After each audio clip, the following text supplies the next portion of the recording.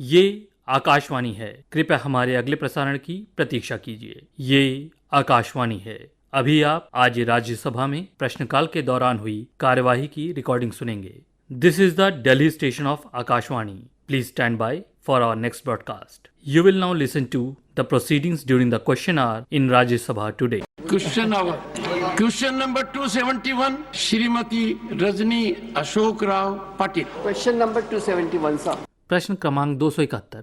क्या सामाजिक न्याय और अधिकारिता मंत्री यह बताने की कृपा करेंगे कि क अनुसूचित जातियों, अनुसूचित जनजातियों और अन्य वंचित समूहों के कल्याण के लिए प्रत्येक राज्य को कितना बजट आवंटित किया गया है? ख मंत्रालय वंचित समूहों के प्रति होने वाले भेदभाव और उनके लिए अवसरों की कमी से संबंधित मामलों का किस प्रकार समाधान कर रहा है? और ग वंचित समूहों के सशक्तिकरण के लिए शिक्षा, कौशल विकास और उद्यमिता जैसे योजनाओं के कार्यान्वयन के लिए राज्यों को प्रदान की गई वित्तीय सहायता का ब्यौरा क्या है? Honorable Minister. रामदास अठावले, सामाजिक न्याय और अधिकारिता राज्य मंत्री। Supplementary 1, Shrimati Rajni Ashok Rao Patil. Sir, आपके द्वारा मैं पूछना चाहती हूँ कि एससी, एसटी और ओबीसी भारत की आबादी का एक बहुत बड़ा हिस्सा है, लेकिन ये समुदाय आज भी भेदभाव, सामाजिक बहिष्कार, आर्थिक पिछड़ेपन और सीमित अवसरों से चुनौतियों का सामना कर रहे हैं। सरकार इन वर्ग के उत्थान के लिए क्या ठोस कदम उठा रही है ताकि जितनी आबादी उतना हक के सिद्धांत उनके तहत उनके उचित अधिकार और प्रतिनिधित्व उनको मिल सके? उसी के साथ क्या सरकार मार्जिनलाइज सेक्शन में समग्र विकास के लिए जातीय जनगणना करने के लिए प्रतिबद्ध है? Honorable Minister. शेड्यूल ट्राइब और वंचित घटक जो है, वंचित घटक को न्याय देने की भूमिका हमारी सरकार की है। जो जाति व्यवस्था अपने को दिखाई देती है उसमें सामने वाले लोग कई साल सत्ता में रहे और उनकी जिम्मेदारी थी कि भाई कास्टिज्म को खत्म करने की आवश्यकता थी। आर्टिकल 17 के मुताबिक, संविधान के आर्टिकल 17 के मुताबिक जाति व्यवस्था खत्म हो चुकी है, लेकिन उसके बावजूद भी आज भी समाज में जागृति आई है। और जो पीसीआर एक्ट है, पीसीआर एक्ट के अंतर्गत उनको अपना हक मांगने का अधिकार दे दिया है। 1989 का जो एट्रोसिटी एक्ट है उसको माध्यम से भी उनको न्याय मांगने का अधिकार है और समाज में जागृति आई है। बाबा साहब अम्बेडकर जी ने संघर्ष किया और इसके लिए मतलब दलित, आदिवासी, वंचित घटक आगे आ रहे हैं और इसीलिए उनको जागृति आने के कारण अनेक केसेस बढ़ रही है। मैं आपको बताना चाहता हूं कि शेड्यूल कास्ट पीसीआर एक्ट 1959 और प्रिवेंशन ऑफ एट्रोसिटी एक्ट 1989 जो था, इसमें मतलब 2004 से 2014 तक 625.74 करोड़ रुपए जो है ये उनको दे दिया था। उसमें 2,53,00,000 लोगों की संख्या थी। 2014 से 2024 तक मतलब 4,001.77 करोड़ रुपए हमने बांटा है और 27.25 लाख लोगों को हमने ये पैसा दे दिया है। तो इसीलिए मतलब ये वर्ग के पीछे मतलब हम लोग हैं। माननीय नरेंद्र मोदी जी का विजन है कि 25 करोड़ लोग गरीब रेखा के ऊपर आए हैं और भी जो गरीब है उनको ऊपर उठाने की आवश्यकता है और उसके लिए आपने भी हमें सकाल करने की आवश्यकता है। मतलब आप तो हमेशा बोलते हाय हाय, आप तो हमेशा बोलते हाय हाय, इसीलिए हम नरेंद्र मोदी जी दे रहे हैं हम सब लोगों को न्याय और इसलिए न्याय देने के लिए हम लोग आगे बढ़ रहे हैं। जो मांग रजनी पटेल जी की है, रजनी पाटिल हमारी अच्छी मैडम हैं और उन्होंने जो सवाल बहुत अच्छा पूछा है, इसलिए मैं उनका आभार व्यक्त करता हूं और सभी वर्गों को न्याय देने के लिए हमारी सरकार अध्यक्ष मोदी कटिबद्ध है और हम आगे बढ़ते रहेंगे। Supplementary number 2, Shrimati Rajni Ashok Rao Patil. मैं आपके द्वारा अठावले साहब को मेरी स्पेसिफिक सवाल पूछा था, उसका जवाब उन्होंने भाषण में दिया। फिर भी 2023 में एक संसदीय रिपोर्ट से पता चलता है कि केंद्र सरकार की नौकरियों में ST/SC आरक्षण के तहत कई पद हर साल खाली रह जाते हैं, विशेष रूप में उच्च स्तरीय पद। उसके अनुसूचित जाति और अनुसूचित जमाती के उम्मीदवार केवल निचले स्तर के ग्रुप C टाइप नौकरियों के लिए चुने जाते हैं, तो सफाई कर्मियों के पदों पर ही उनका कोटा कंप्लीट होता है। सरकार क्या कदम उठा रही है ताकि SC/ST समुदायों के लिए केवल निचले स्तर की नौकरियों तक सीमित न रखने और बजाय उसके प्रशासनिक और नीति निर्माण के पदों पर उनको समान अवसर और प्रतिनिधित्व मिले? इसके अलावा आरक्षित पदों के लिए भरने के लिए ये देरी कब तक आप कम करने के लिए क्या कोशिश कर रहे हैं? Honourable minister. चेयरमैन सर, मतलब शेड्यूल कास्ट के लिए 15% आरक्षण है शेड्यूल ट्राइब के लिए 7.5% आरक्षण है, ओबीसी के लिए 27% आरक्षण है और इकोनॉमिक वीकर सेक्शन के लिए 10% आरक्षण है। तो मतलब 10% आरक्षण दे दिया है हमारी सरकार ने, मोदी सरकार ने। उसके पहले जो भी मतलब ये आरक्षण है तो भरने की जो सिस्टम होती है, सिस्टम में पूरा आरक्षण भरा जाता है। और जिस तरह रजनी पाटिल जी ने बताया है कि भाई आरक्षण भरने के लिए हमारी कोशिश पूरी जारी है। जब भी रिक्रूटमेंट होती है तब आरक्षण भरा जाता है, वहाँ मतलब एक भी आंकड़ा इधर उधर नहीं होता है। अगर ऐसा कोई है तो आप मुझे जानकारी दीजिए, जरूर मतलब उसमें ध्यान दे देंगे। लेकिन जो आरक्षण होता है, इस आरक्षण को पूरा भरने की जिम्मेदारी हमारी है। उस घटक को उनका अधिकार मिलना चाहिए, हक मिलना चाहिए, इसके लिए हमारी कोशिश जारी है। अध्यक्ष महोदय, सप्लीमेंट्री नंबर 3 श्रीमती सुमित्रा वाल्मीकि। माननीय महोदय, मैं आपके माध्यम से माननीय मंत्री महोदय जी से जानना चाहती हूँ। वैसे तो हमारी केंद्र सरकार पूरे देश में अनुसूचित जाति के उत्थान के लिए विभिन्न योजनाएं चला रही हैं और उनके उत्थान के लिए कई कदम उठाए जा रहे हैं।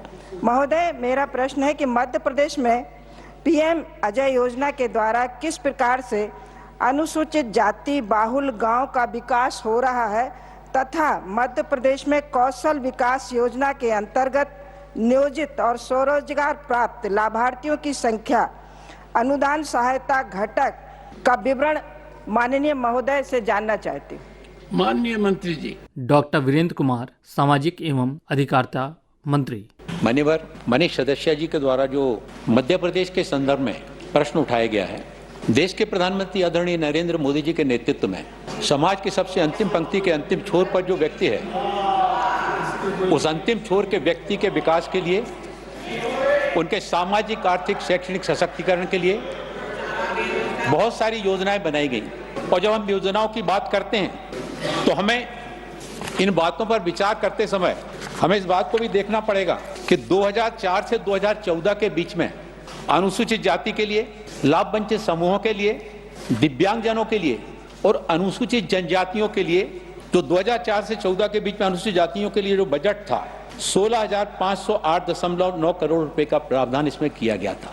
वो 2014-24 के अंतर्गत बढ़ के 61,619.59 करोड़ रुपया हो गया। इसी तरह से सामाजिक न्याय विभाग के अंतर्गत जो वंचित समूह हैं, हमारी बहन ने वंचित समूहों के बारे में बात की थी, जो बजट 2004 से 14 के बीच में 6,388.90 करोड़ था, वो 2014 और 24 के बीच में बढ़कर 20,992.82 करोड़ रुपया। अब दिव्यांगजनों की बात करें तो दिव्यांगजनों के लिए 4 से 14 के बीच में जो आवंटन था वो 1047.20 करोड़ रुपए का था। वो दिव्यांगजनों के प्रति देश के प्रधानमंत्री आदरणीय नरेंद्र मोदी जी के मन में जो संवेदनशीलता है वो सर्वविदित है। पहली बार उन्होंने इनको दिव्यांगता से जो संबोधित किया, इससे दिव्यांगजनों के मन में एक उत्साह का, ऊर्जा उत्साह का वातावरण आया और ये जो 1048.20 करोड़ बजट था, ये बढ़कर 8,821.71 करोड़ रुपया हो गया।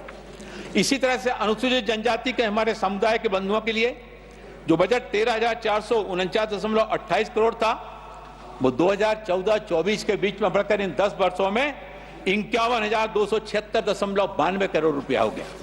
ये आंकड़े इस बात को बताते हैं कि केंद्र सरकार वंचित समूहों के लिए, समाज के सबसे अंतिम छोर के अंतिम स्थान पर बैठे हुए व्यक्ति के समग्र विकास के लिए किस तरह से उनके विकास के लिए संवेदनशीलता के साथ में काम कर रही है।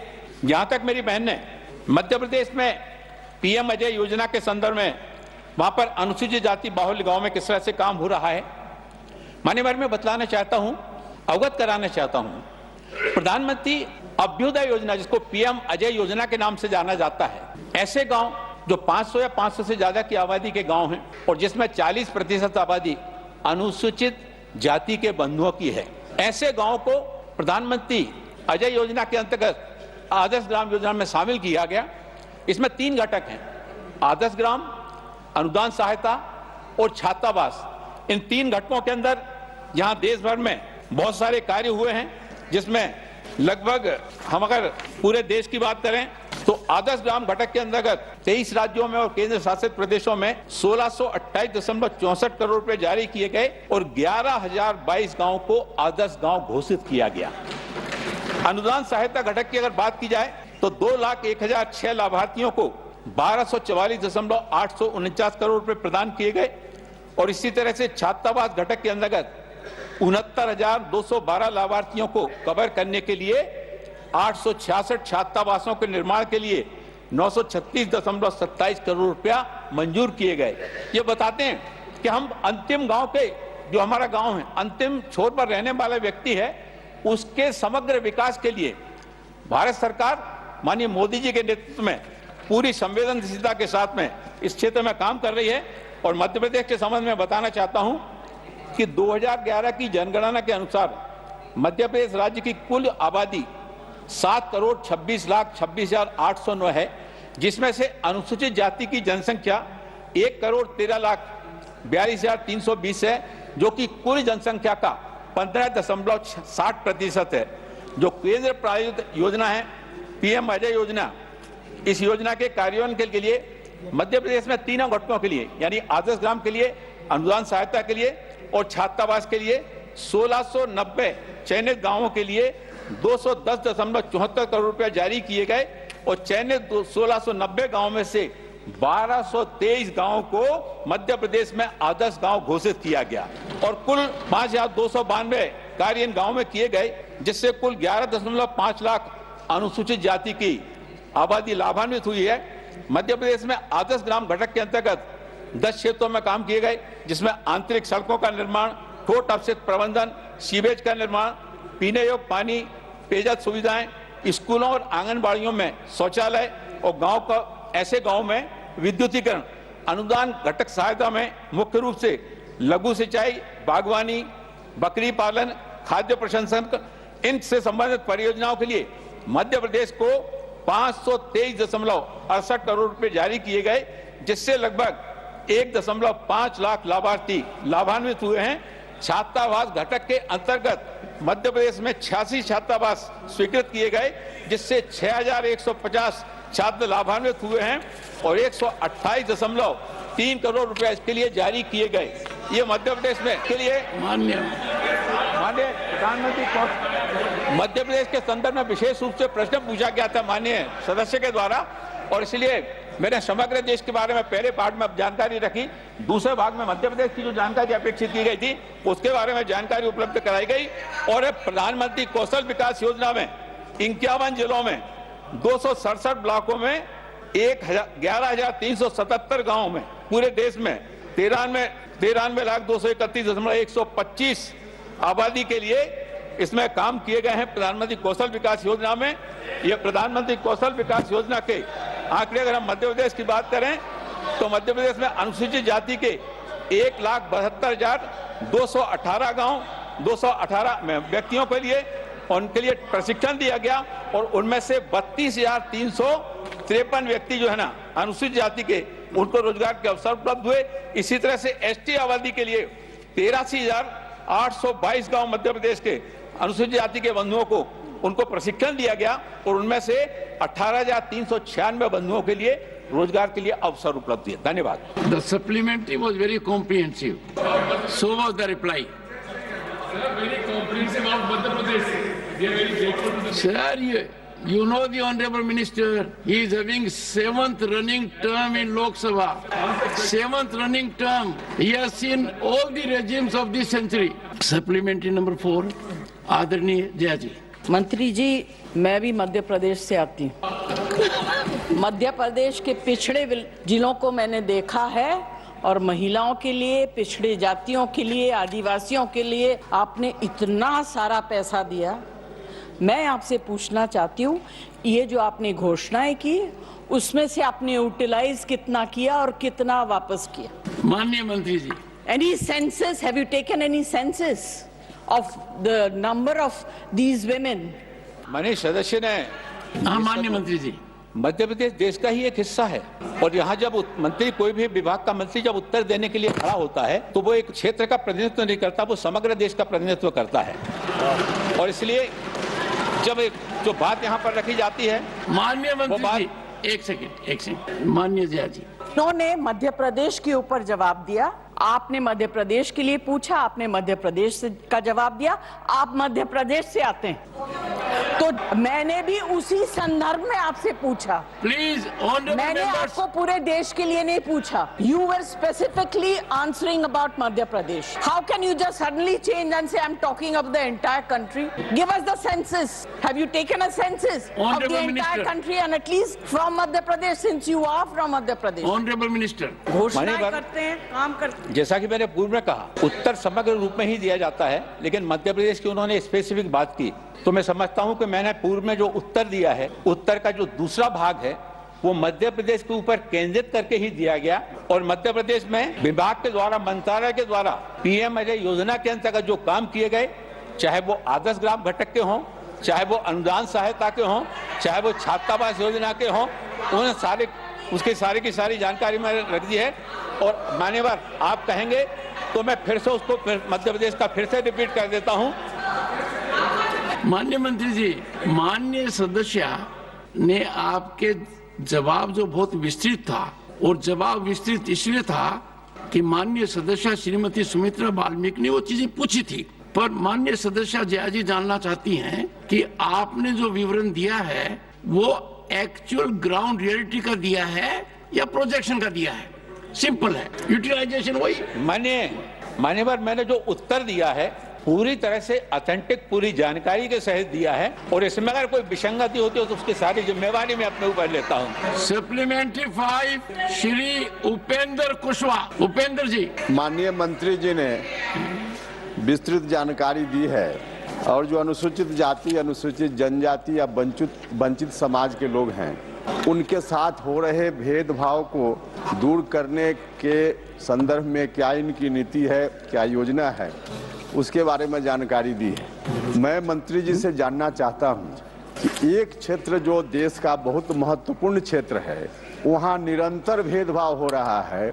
अनुसूचित जाति के, अनुसूचित जनजाति के या वंचित समाज के, ओबीसी समुदाय के लोग हैं, इनके साथ वहां निरंतर भेदभाव हो रहा है। और वह क्षेत्र है उच्चतर न्यायपालिका। उच्चतर न्यायपालिका में ओबीसी, ईबीसी या अनुसूचित जाति, अनुसूचित जनजाति वर्ग के लोगों का प्रतिनिधित्व नहीं होता है। कभी कभी अपवाद के लिए एकाध जज भले बन जाते हैं। तो इतना बड़ा समुदाय और इतनी महत्वपूर्ण संस्था, संवैधानिक संस्था, वहाँ अगर अनुसूचित जाति, अनुसूचित जनजाति या ओबीसी समाज के लोगों का प्रतिनिधित्व नहीं होगा, तो यह जो भेदभाव है, इस भेदभाव के रहते हुए इन वर्गों के साथ हो रहे भेदभाव को समग्र रूप में कभी नहीं दूर किया जा सकता है। इसलिए मैं माननीय मंत्री जी से पूछना चाहता हूं कि मंत्री जी इस दिशा में क्या सोच रहे हैं, क्या इनका विभाग कार्रवाई कर रहा है। माननीय मंत्री जी। रामदास अठावले, सामाजिक न्याय और अधिकारिता राज्य मंत्री। हाँ तो चेयरमैन सर, मतलब जो भेदभाव है, भेदभाव खत्म करने की कोशिश जारी है। माननीय कुशवाहा साहब ने पूछा है कि न्यायपालिका में रिजर्वेशन है क्या, नहीं है, लेकिन न्यायपालिका में रिजर्वेशन नहीं है। उसके बावजूद भी हमारी जो लॉ मिनिस्ट्री है, ये लॉ मिनिस्ट्री को कोशिश करती है, और अनेक जज जो है ज़्यादा ना नहीं है, लेकिन वो कुछ जज सुप्रीम कोर्ट में है, हाई कोर्ट में है, डिस्ट्रिक्ट कोर्ट में है, और इसीलिए मतलब हम सब लोग जो है उसके लिए हम कोशिश करते हैं। और इसीलिए मुझे लगता है कि ये जो प्रश्न है, प्रश्न विधि न्याय डिपार्टमेंट का है, लेकिन उसके बावजूद भी हम सरकार हमारी है और लॉ मिनिस्टर को बताएंगे, और SC, ST, OBC के लिए जो ज़्यादा से ज़्यादा लोग रिक्रूट हो सकते हैं, उसके लिए हम प्रयत्न करेंगे। Question number 272 Shri R Dharmar. Question number 272। प्रश्न क्रमांक 272। क्या शिक्षा मंत्री यह बताने की कृपा करेंगे कि क्या सरकार देश भर में शिक्षा के लिए कृत्रिम बुद्धिमत्ता AI संबंधी उत्कृष्टता केंद्र स्थापित करने का विचार रखती है? सरकार की कृत्रिम बुद्धिमत्ता के अनुप्रयोग से देश की शिक्षा प्रणाली में किस प्रकार क्रांतिकारी परिवर्तन लाने का योजना है? उक्त प्रयोजन के लिए अनुमानित निधियों का ब्यौरा क्या है? केंद्र द्वारा कृत्रिम बुद्धिमत्ता के किन विशिष्ट अनुप्रयोगों पर मुख्य रूप से ध्यान केंद्रित किया गया है, और इससे व्यक्तिगत शिक्षा, पाठ्यक्रम विकास और छात्र मूल्यांकन के संदर्भ में शिक्षा के डिजिटल परिवर्तन में किस प्रकार योगदान मिलेगा? और यह सुनिश्चित करने के लिए क्या उपाय किए जा रहे हैं कि उत्कृष्टता केंद्र से तमिलनाडु के ग्रामीण और अल्प सेवित क्षेत्रों सहित देश में सभी क्षेत्रों के शैक्षणिक संस्थान लाभान्वित हों? Honorable Minister. सुकांता मजुमदार, शिक्षा राज्य मंत्री। रखा गया है सभापति। Supplementary number 1, Shri R. Dharmar. Will the Minister of Education please to the state whether government is proposing to the set of the Center of Excellence and Artificial Intelligence for education across the country. The manner is the plan in the revolution and education system in the country with the application of AI. The details of the funds of estimated. The specific AI application focused by the center and how it will contribute to the digital transformation for education in terms of the personality, learning, curriculum development and student and assessment, and the measures that are being taken to ensure that Center of Excellence will benefit educational institutions across all regions of all the country. Honorable Member, your supplementary. Your supplementary. Ask your supplementary. Question: how will all be the use to the information, the quality in the higher education, region and intelligent and ranking? Thank you, sir. Honorable Minister. The honorable member has asked for the, as far I could understand about his question, because the first part was just the reading of the main question, which the answer of which already given and laid on the table. In case of higher education, especially in the research, as you know, in this budget, the government has announced a Center for Excellence for AI, an outlay of almost 500 crore rupees. And before that, already 3 Center of Excellence already they have been announced in the previous budget. In case of higher education, the AI, especially in case of research, I would like to inform the Honorable Minister through you that AI will analyze the publication impact and then the records, citation and institutional contributions to improve the ranking framework of the NIRF and as well as the QS global ranking. And as well as the AI-based research analytics tools will help the institution to assess the faculty research impact and functioning utilization. AI-powered collaborative research network will enable universities to connect with the global research partners. Second supplementary, Shri R. Dharmar. The long-term goals for AI driving education in India. Honorable Minister. Sir, the honorable member has asked for the goal, long-term goal. In this aspect, I would like to inform the honorable member through you that, sir, AI is the new thing which is coming in this world, and the whole world is utilizing the AI in every aspect of the life, and I believe that in near future the AI will be the integral part of the all aspect of the human life. And I feel in the long term, especially he asked for the long-term goal as or long-term goal of AI in the field of education, and I think that the AI will revolutionize the learning and through the AI-driven pedagogy, assessment and the governance. Over the time, AI will enable the universal access to the personalized education, ensuring every student, regardless of socio-economic background, can learn at their own pace. AI-based lifelong learning models will be integrated into the vocational training, skilling and continuous education to ensure that India's workforce remains future ready. Supplementary number 3, Shrimati Renuka Chaudhary. The budget. I look into it. So AI, we are talking about AI. So you will start again. Honorable member, that is why we are discussing artificial intelligence. And we must be grateful to Sri R. Dharmar for raising a very good question. Renuka ji, your supplementary. Sir, the Finance Minister Nirmala Sitharaman ji had mentioned in recent times that she's allocated a specific budget to establish the Center of Excellence in Artificial Intelligence, and that it will be introduced into education, and we hope to be able to look at a lot more youngsters who are much more savvy about the new markets that we're going to get. Now, sir, I want to know the timeline the government is prone to making grand announcements with very little follow-up afterwards. So I want a commitment on the floor of this House that what is the timeline for setting up the Center of Intelligence for AI as announced in the budget 25-26, and also what about the state of Telangana? Are they going to give us a commitment or not? Because so far, all the promises that were made on the floor of this House, in the AP Reorganization Act, have not been implemented.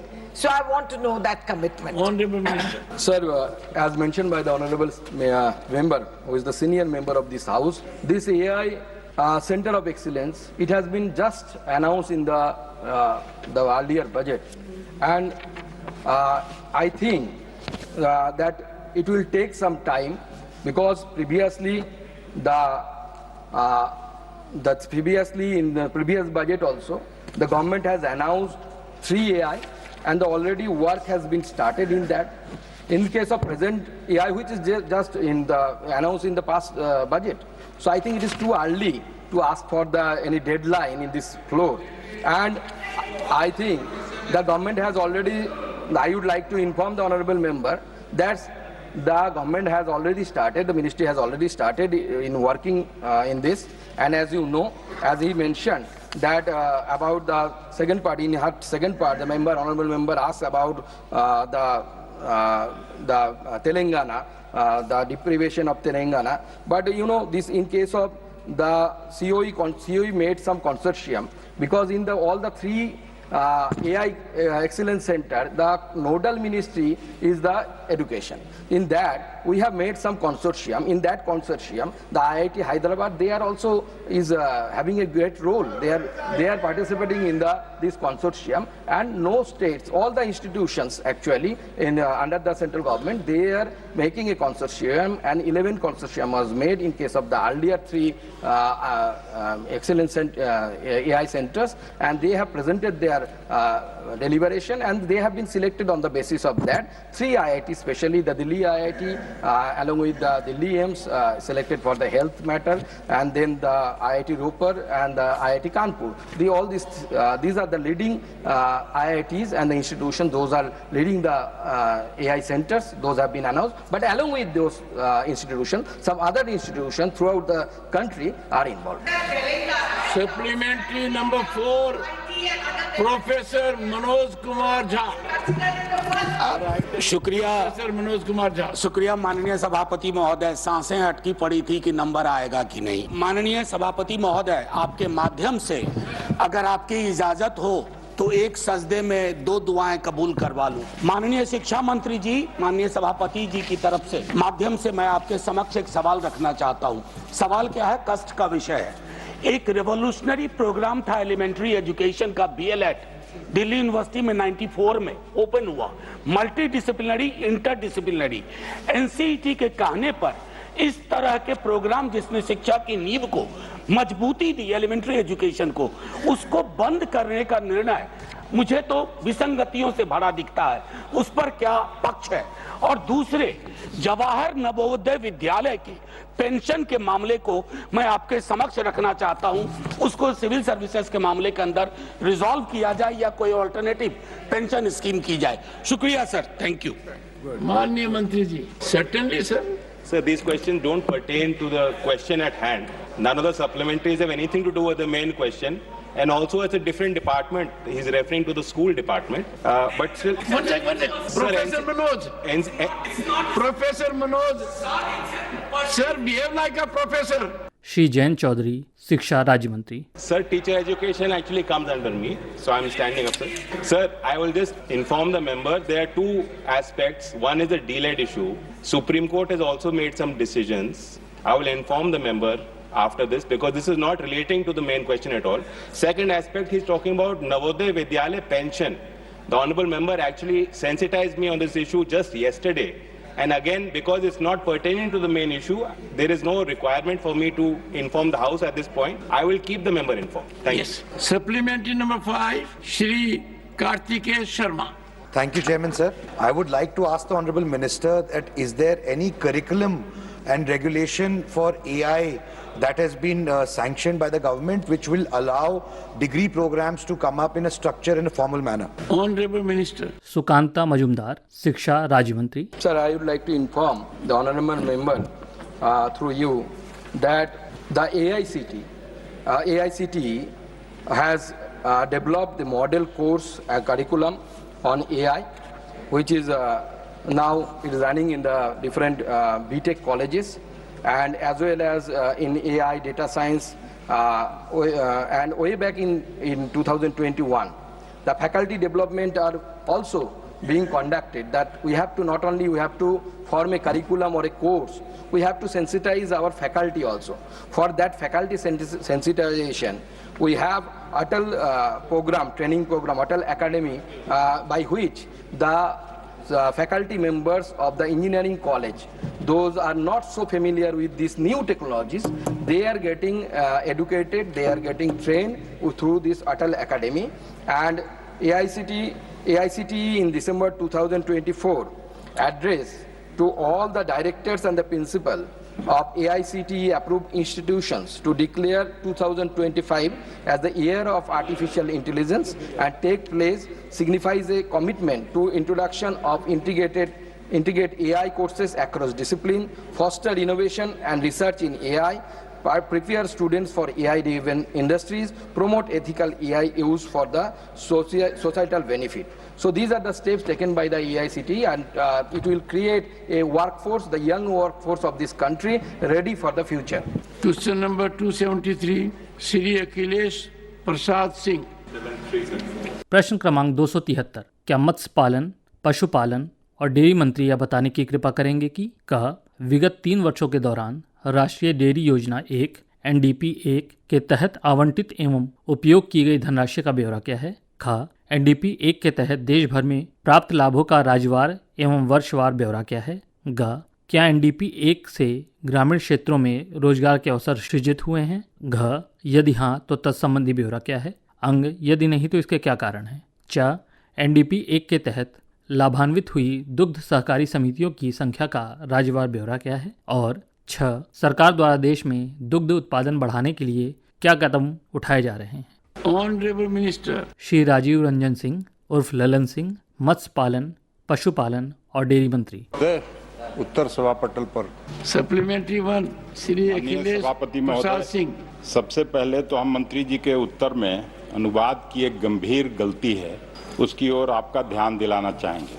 अंग्रेजी में मूल रूप से जवाब था कि योजना का आउटले 272 करोड़ रुपया था, जिसमें से यूटिलाइजेशन 2238 करोड़ रुपया हुआ, लेकिन हिंदी उत्तर में आउटले और यूटिलाइजेशन दोनों को व्यय लिखा हुआ है, जिसके कारण तथ्यात्मक त्रुटि हुई। हिंदी का उत्तर बनाने में लापरवाही यही खत्म नहीं होती है। अंग्रेजी के आंसर में जो पहली 2 लाइन है वो हिंदी के उत्तर में गायब है। मुझे हैरानी है, मंत्री जी स्वयं हिंदी स्पीकिंग स्टेट से आते हैं और पढ़े लिखे व्यक्ति हैं। आपके मंत्रालय संसदीय प्रश्न को लेकर ऐसा गंभीर लापरवाही बरत रहा है। हम लोगों को भी मंत्री बनने का अवसर मिला था और हम लोग क्वेश्चन तैयार करने में, कराने में, और जो सेक्रेटेरिएट था उसको कितनी तवज्जो देनी पड़ती थी। और आज संसद की सप्लीमेंट्री, ये तो संकेत ही काफी था, आप भी मंत्री रहे हुए हैं। सर, एक एक मंत्री जी को बोलने के लिए आप 15 मिनट से ज्यादा समय दे रहे हैं और हम सर क्वेश्चन पूछ रहे हैं उसको भी नहीं पूछे। एनीवे सर, इसको गंभीरता से लेना चाहिए और मंत्री जी को इस लापरवाही के लिए जवाबदेही सुनिश्चित करनी चाहिए। मंत्री जी के पास PS होता है, IAS अधिकारी होते हैं, माननीय मंत्री जी। उनमें से नहीं, अभी उतना नहीं, मूल प्रश्न पर अब आते हैं। आपके ये तो त्रुटि बताया सर। आपके माध्यम से हम मंत्री जी से ये जानना चाहते हैं, उत्तर में बताया गया है कि देश में दूध की उपलब्धता प्रति व्यक्ति 471 ग्राम तक पहुंच चुकी है। मेरा प्रश्न है कि क्या अब हम दूध के उत्पादन में आत्मनिर्भर बन चुके हैं और क्या अब दूध का किसी भी स्वरूप में आयात नहीं किया जा रहा है? माननीय मंत्री जी। सभापति महोदय, इनका प्रश्न जो था वो मंत्री रहे हैं तो उनको पता है और पता होना चाहिए कि जो भारत सरकार में जो हिंदी अंग्रेजी से हिंदी का जो ट्रांसलेशन होता है वो गूगल से होता है और उसके ट्रांसलेटर अलग है। तो अब अगर इनको ये मंत्री रहे हैं तो इनको तो पता होना चाहिए इस बात का, और उसका ज्ञान नहीं है तो हिंदी का उत्तर।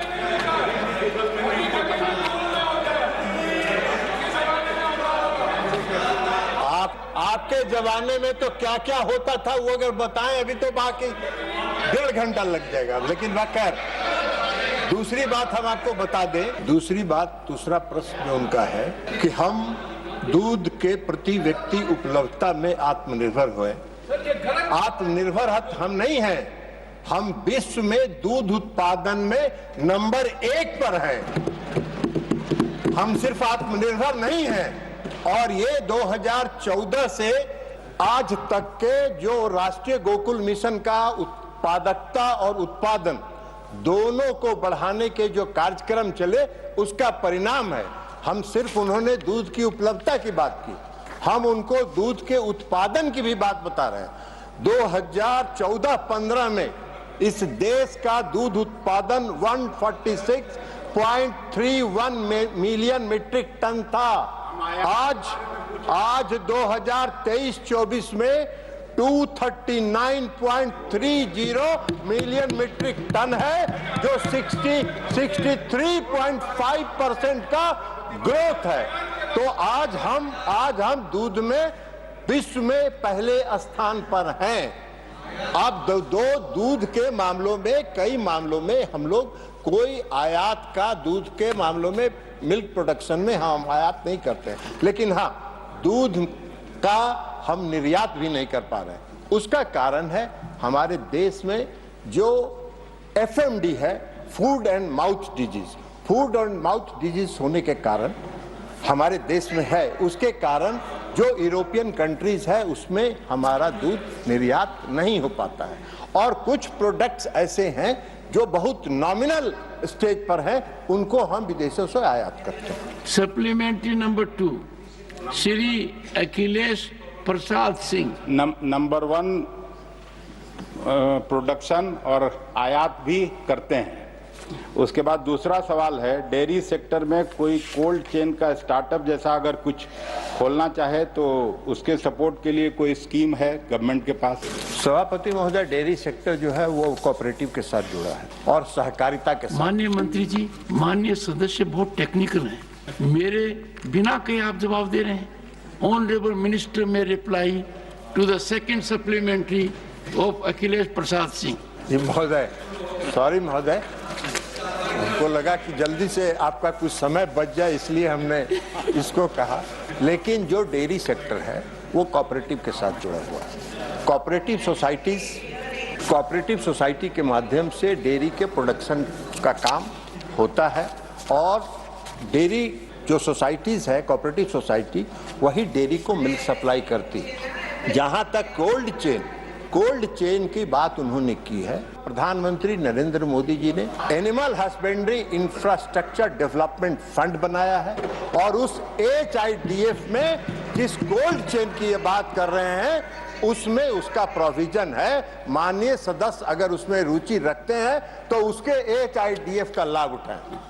Supplementary number 3 Shri Ramchandra Jangra. मैं आपके माध्यम से मंत्री महोदय से ये जानना चाहता हूँ कि राष्ट्रीय डेयरी योजना में अनुसूचित जाति माइक कौन है?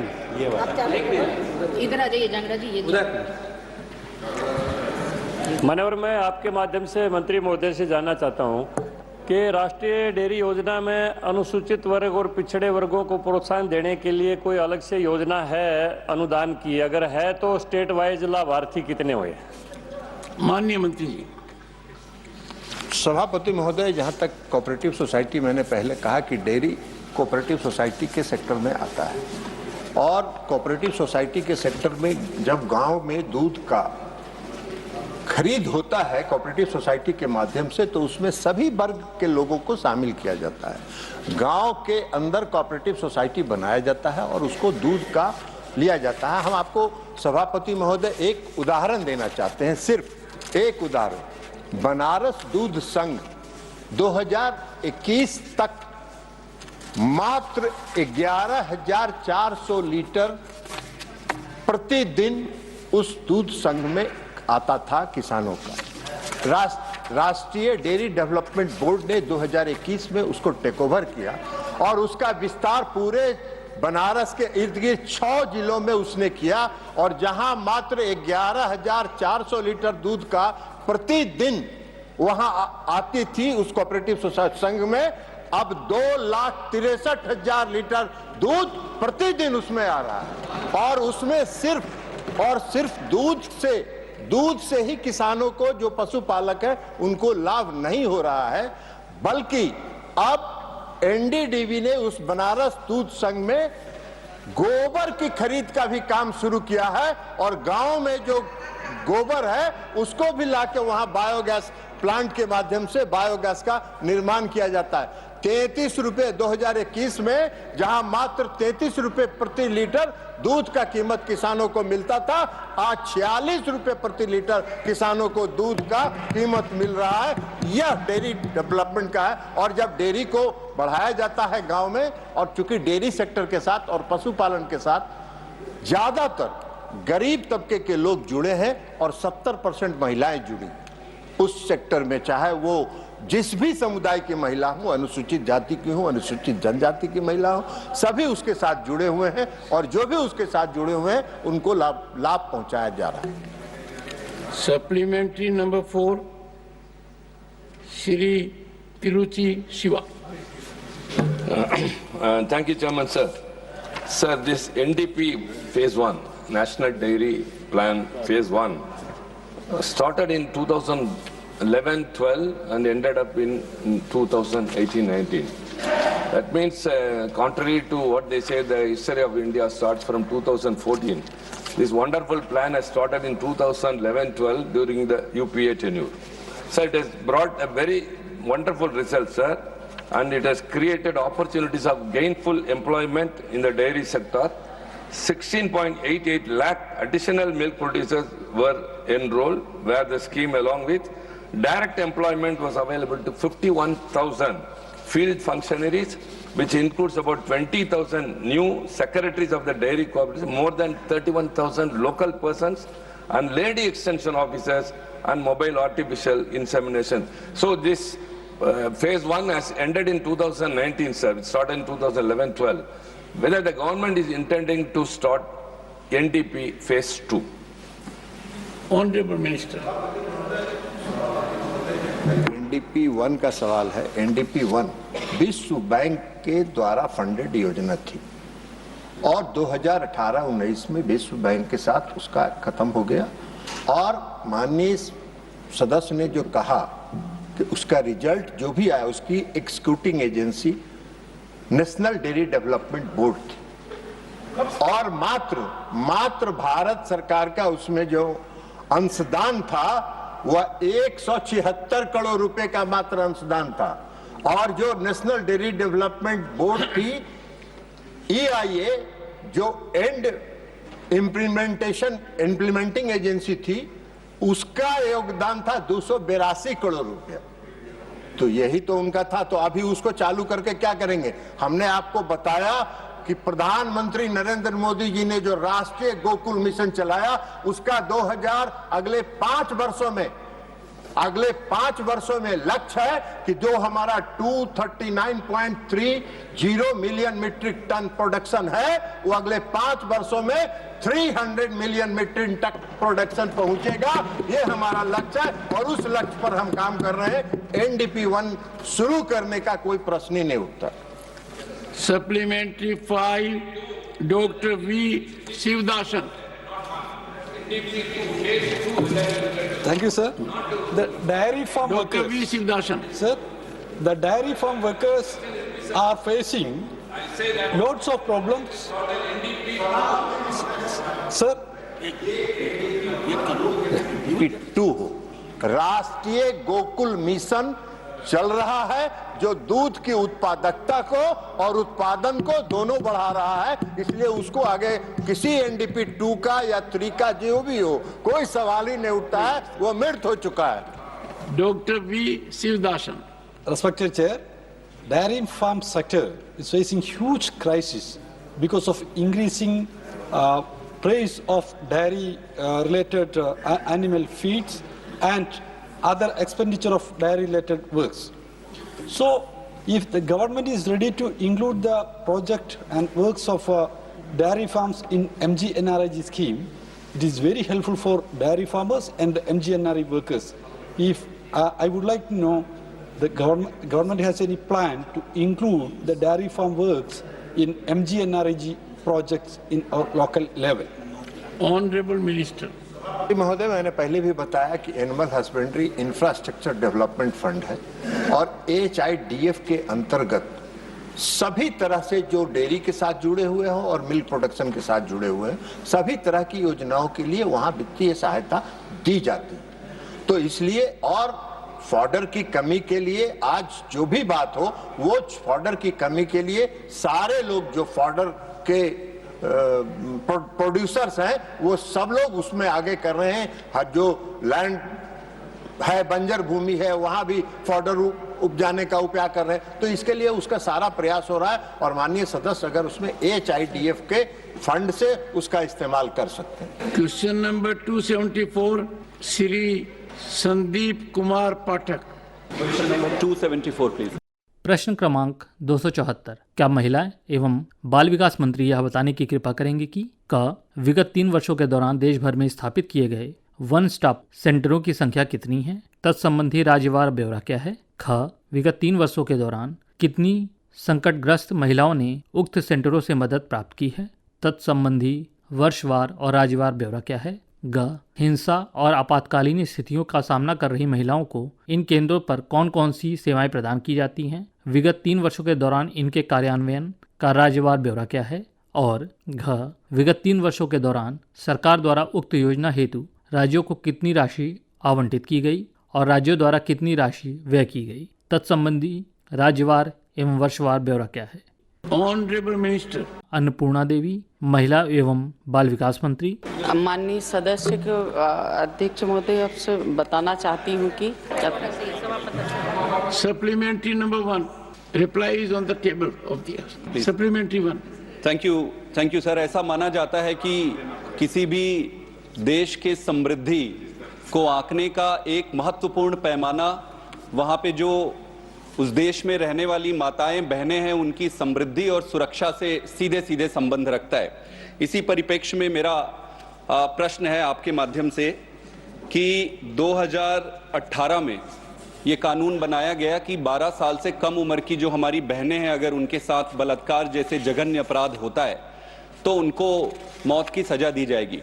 इस परिप्रेक्ष्य में सरकार ने कई ओकेशंस पर और माननीय प्रधानमंत्री जी ने भी अभी अंतर्राष्ट्रीय महिला दिवस में ये कहा कि मौत की सजा दी जा रही है ऐसे जघन्य अपराधों में। मैं आपके माध्यम से माननीय मंत्री जी से जानना चाहता हूं कि पिछले 5 सालों में ऐसे कितने घटनाओं में जघन्य अपराधों में मौत की सजा दी गई है? राज्यवार ब्यौरा प्रदान करें प्लीज। Honourable minister. प्रश्न इन्होंने पूछा है, ये तो OSC से संबंधित है, वन स्टॉप सेंटर का। आपने जो प्रश्न पूछा वन स्टॉप सेंटर का, लेकिन वो पूछ रहे हैं किसी जो पूरक पूछ रहे हैं किसी दूसरे मामले का पूछ रहे हैं। I think the honourable minister has a point. वो पोक्सो का पूछ रहे हैं। संबंधित जो वन स्टॉप सेंटर है वो महिलाओं की सुरक्षा से संबंधित ही है। वन स्टॉप सेंटर जो महिलाएं हैं उनको जो डिस्ट्रेस होती है, जो समस्याएं आती है, तो मूल कारण यही है कि महिलाओं की जो भी समस्या है उसको एड्रेस करने के लिए वन स्टॉप सेंटर बनाए गए हैं। अब अगर डिस्ट्रेस एड्रेस नहीं होगा वो ही कल्मिनेट होता है आगे की बाकी की समस्या। तो इस परिप्रेक्ष्य में है, अगर आपको उचित लगता है तो उत्तर दें या फिर मैं अगला It will be fair to the Honorable Minister that such kind of statistical data normally does not arise out of this. The Honorable Minister will get back to you. Mr. Pathak, the Honorable Minister will get back to you on this data and share it with you at the earliest. Supplementary number 2. Thank you, sir. Sir, इसी series में मेरा अगला प्रश्न ये है कि 2016 में केंद्र सरकार ने निर्भया फंड स्थापित किया था 200 करोड़ से 200 करोड़ स्टैब्लिश किए और उसको फिर सारे राज्यों में और केंद्र शासित जो राज्य है वहां पर सबको बांटा गया। उसके बाद से ऐसा देखने में आ रहा है, जहां तक मेरी जानकारी आप स्पष्ट करेंगे, सरकार ने कोई पैसा उसमें दिया नहीं है। तो क्या अब इस फंड को और इस आइडिया को सरकार ने अबेंडन कर दिया है? और अगर अबेंडन नहीं किया है, अगर उसका परित्याग नहीं किया है, तो किस फंड के तहत जितने भी एसिड विक्टिम्स हैं या रेप के विक्टिम्स हैं उनको किस तरीके से मदद दी जा रही है? Honourable minister. सभापति महोदय, जो प्रश्न किया है बहुत ही अच्छा है। और भारत सरकार के द्वारा जो निर्भया फंड है, निर्भया फंड के माध्यम से लगातार अभी लगभग 49 परियोजना जो योजनाएं हैं चल रही है। और निर्भया फंड बंद नहीं हुआ, बल्कि समय समय पर जैसे आवश्यकता होती है। आज वन स्टॉप सेंटर जिसकी माननीय सदस्य ने चर्चा की, जो सवाल है, निर्भया फंड के माध्यम से ही 100% ये केंद्र द्वारा संचालित योजना है जो निर्भया फंड के माध्यम से ही चलाए जाते हैं। और देश के सभी जिलों में अभी 812 इसमें से संचालित है। और निश्चित रूप से इस फंड का, इस योजना की जो शुरुआत ओएससी की जो स्थापना हुई, माननीय प्रधानमंत्री जी की महिलाओं के प्रति संवेदनशीलता का एक ये परिचायक है कि उन्होंने लगातार जो संकटग्रस्त महिलाएं हैं, संकटग्रस्त महिलाओं को ओएससी के माध्यम से जो हेल्पलाइन 181 है उसके माध्यम से उनको सुविधाएं प्रदान की जाए। और वो महिलाएं जो संकट में होती है, वन स्टॉप सेंटर में आती हैं, वहां पर वो अस्थायी तौर पर 5 दिन, और अगर आवश्यकता पड़ी तो उनसे, चाहे उनको आवश्यकता चिकित्सा की हो, आवश्यकता विधि परामर्श की हो, या फिर उनको आवश्यकता अगर पुलिस की हो, हर तरह की सुविधाएं उपलब्ध कराई जाती है। और अगर समस्या का समाधान ना हुआ तो चाहे तो 10 दिन तक, और 5 के अलावे 10 दिनों तक और वो रह सकती हैं। उसमें कमेटी के द्वारा निर्धारित किया जाता है। और निर्भया फंड के माध्यम से बहुत सारी योजनाएं चलाई जा रही है। निश्चित रूप से ये हम बताएं कि निर्भया के माध्यम से अभी वित्तीय वर्ष 24-25 तक लगभग 7,713 करोड़ रुपए की राशि आवंटित की गई है। और विभिन्न मंत्रालयों, विभागों द्वारा ये लगभग 5,840 करोड़ रुपए खर्च किए जा चुके हैं, जो कुल आवंटित राशि का लगभग 76% है, 76% है। सप्लीमेंट्री नंबर 3, श्री आदित्य प्रसाद। माइक से। सभापति महोदय, आपके माध्यम से माननीय मंत्री महोदय से मेरा प्रश्न है कि वन स्टॉप सेंटर द्वारा प्राप्त किए जाने वाले विभिन्न प्रकार के मामले कौन से हैं? इनमें से कौन से मामले प्रमुख हैं? Honourable minister. माननीय सभापति महोदय, मैं सदस्य को अवगत कराना चाहती हूं कि जो वन स्टॉप सेंटर के द्वारा प्राप्त मामले मुख्य रूप से लिंग आधारित हिंसा जैसी यौन हिंसा, घरेलू हिंसा शामिल है। हालांकि साइबर अपराध और नागरिक या गैर आपराधिक प्रकृति के मामले भी वन स्टॉप सेंटर में पंजीकृत होते हैं। इनमें से मामले घरेलू हिंसा व सबसे सामान्य श्रेणी जैसे अंतर्गत वन स्टॉप सेंटर में मामले पंजीकृत होते हैं। Supplementary number 4, Shrimati Ranjeet Ranjan. जी, मैं आपके माध्यम से मंत्री साहबा से पूछना चाहती हूँ कि आपके उत्तर में है कि वन स्टॉप सेंटर लगभग जो 812 कार्यरत है और लगभग 10 लाख 80 हजार महिलाओं की सहायता प्राप्त हुई है, और ये केंद्र प्रायोजित आप फंड देते हैं। बिहार में 38 जिले में 39 वन स्टॉप सेंटर हैं। एक तो मेरा है कि आपके उत्तर में है कि बिहार सहायता प्राप्त करने वाली जो महिलाएं हैं 21-22 और में 7,000, 22-23 में 6,000 लगभग, और 23-24 में 7,000 है। लेकिन जहाँ राशि की बात है, आपने 22-23 और 23-24 में नील है। तो अगर राशि नील है तो उन महिलाओं की सहायता कैसे की गई है? दूसरा, 38 जिलों में मात्र 39 सेंटर है, 13 करोड़ की जनसंख्या है। क्या आपको नहीं लगता कि वहां पे वन स्टॉप सेंटर और अधिक होने चाहिए, इवन पूरे देश में होने चाहिए? तीसरी बात मैं जरूर कहूंगी, जो अभी संदीप जी भी कह रहे थे, उनको कहना नहीं आया, वन स्टॉप सेंटर महिलाओं की सुरक्षा के लिए होता है। आपने भी अभी कहा कि हफ्ता 10 दिन उनको रखा जाता है। कहाँ रखा जाता है? शेल्टर होम में। जो हालात अभी हम लोग कल बोल रहे थे, तो ये दोनों चीजों से जुड़ी हुई है कि महिला की सुरक्षा और अवेयरनेस। क्या 13 करोड़ की जनसंख्या में 39 सेंटर, क्या आधी से ज्यादा महिलाओं को ये मालूम भी है कि वन स्टॉप सेंटर है? अगर उनके साथ उत्पीड़न होता है तो क्या अवेयरनेस के लिए और प्रोग्राम होंगे, और क्या वन जो स्टॉप सेंटर है उसको और बढ़ाया जाएगा? Thank you so much sir. Honourable member, आपने एक टिप्पणी की है कि संदीप पाठक जी को कहना नहीं आया।